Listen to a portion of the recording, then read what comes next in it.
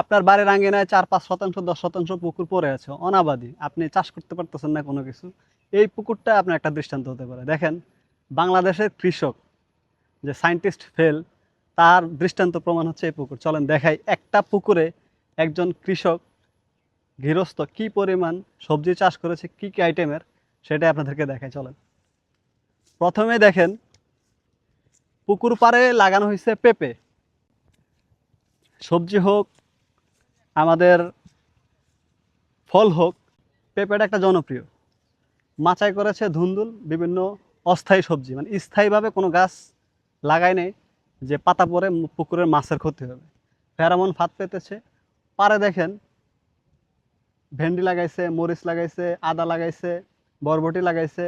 এরপরে দেখেন ওই যে ওই সাইডটাতে কিছু বরবটি আছে, জালি কুমড়া আছে, মরিচ আছে, ঠিক আছে, জিও ব্যাগ সিস্টেম করেছে।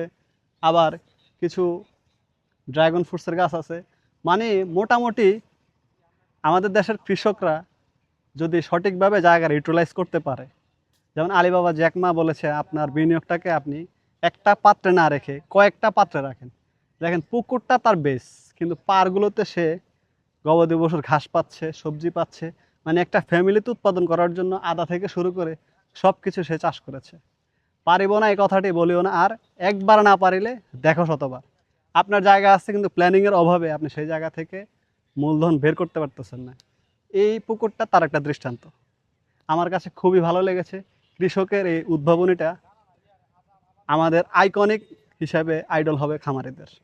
যারা খামার করেন, পাশাপাশি খামারের পাশে ছোট্ট দু একটা পুকুর আছে, এইভাবে ব্যবহার করেন নিজেদেরকে। দেখেন কি সুন্দর সবজি চাষ, যা মানে অকল্পনীয়।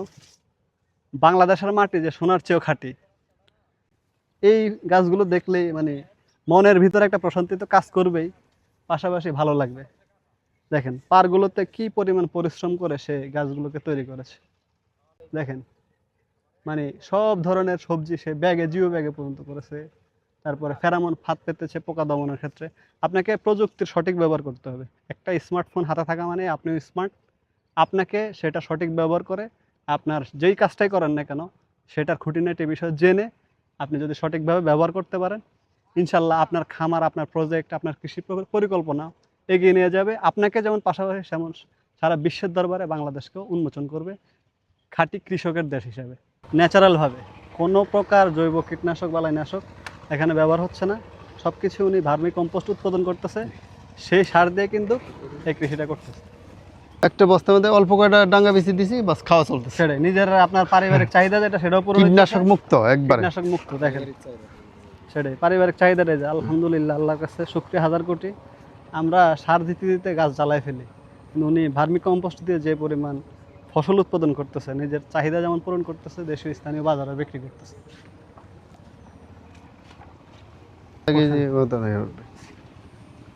এটা কি গাছ?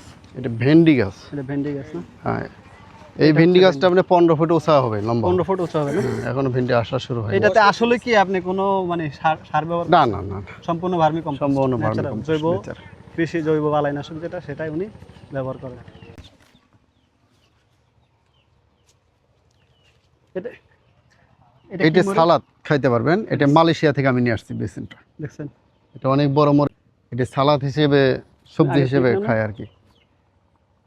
এটা সালাদ হিসেবে ব্যবহার করেন। হ্যাঁ, এটি কি ঝাল লাগে না? না ঝাল না, আপনাকে নিয়ে খাইতে পারেন। এখন কিনেন, একটা ট্রাই করেন, একটা খান। মরিচের গ্রান টান সবকিছু পাবেন, কিন্তু ঝাল নাই। মানে মিষ্টি মিষ্টি একটা ফ্লেভার আছে, কাঁচা ঝালের একটা ফ্লেভারটা কিন্তু মরিচের না, মরিচের তো অবশ্যই আছে, কিন্তু মরিচের ঝাল যে নাই। একটা ঝাল, এই ঝাল ভাবটা তবে নাই এটা বললে চলে। প্রচুর পরিমাণ ভিটামিন সি। মাশাআল্লাহ, সুবহানাল্লাহ। এটা মালয়েশিয়া থেকে নিয়ে আসে আমার।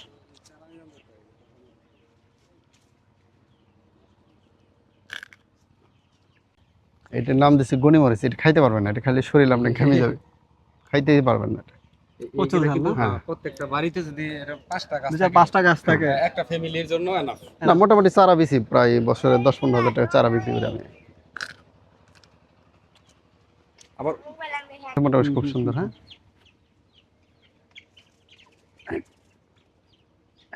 সবগুলোই দেখেন বস্তার ভিতরে সুন্দর করা আছে। উনি চাইলেও মাটি ব্যবহার করতে পারতেন, কিন্তু হ্যাঁ মাটি না, ব্যবহার মাটি করেছেন। তো ব্যবহার করতে হবে, মাটি মাটি 50 ব্যবহার করেছেন যে ওনার যে ধুন্দুল গাছগুলো, যেগুলো লতা জাতীয় গাছ, সেই গাছগুলোতে উনি পুকুরের মাটিতেই কিন্তু ব্যবহার করছেন। আর এই যে মরিচ গাছগুলো বা আদা, উনি কিন্তু চাষ করেছেন সম্পূর্ণ ব্যাগে, যা ভার্মি কম্পোস্টের দ্বারা।